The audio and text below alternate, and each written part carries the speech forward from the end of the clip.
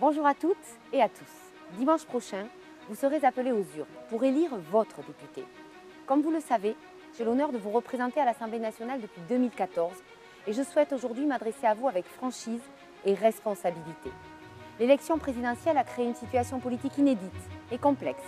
Le projet du président de la République contient incontestablement de bonnes intentions. Sa démarche de recomposition de la vie politique est audacieuse et je m'inscris également pleinement dans la nécessaire moralisation de la vie publique.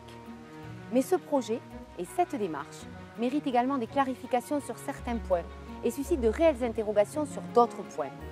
Quelle politique fiscale juste et équitable pour les 5 années à venir? Quelle réforme des retraites? Quelle réduction des dépenses publiques? Quelle législation du travail? Quelle politique familiale? Quel avenir pour nos collectivités locales et nos services publics de proximité? Ces questions sont essentielles. Le travail de la prochaine Assemblée nationale sera d'y apporter des réponses et des précisions. C'est tout l'enjeu de l'élection de dimanche. Si vous me faites confiance, je serai une députée d'expérience.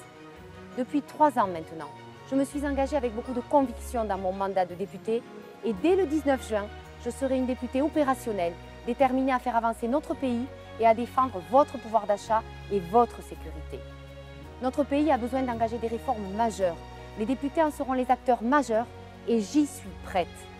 Si vous me faites confiance, je serai une députée libre.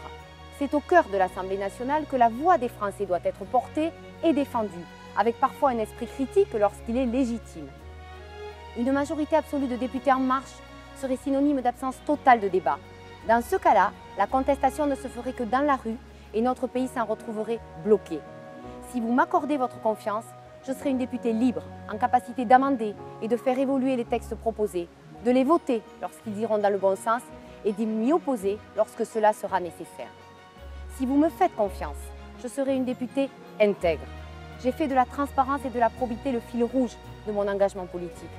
Je considère que lorsque l'on souhaite représenter les habitants de la 3e circonscription de Haute-Garonne, on se doit d'être exemplaire et transparent sur sa situation personnelle, professionnelle et sur son positionnement politique. Vous me connaissez et vous l'avez compris, ma candidature n'est pas opportuniste. Elle est solide, sérieuse et tournée vers l'intérêt général. Si je suis élue grâce à vos suffrages, je voterai sans état d'âme les textes qui iront dans le sens du redressement de la France.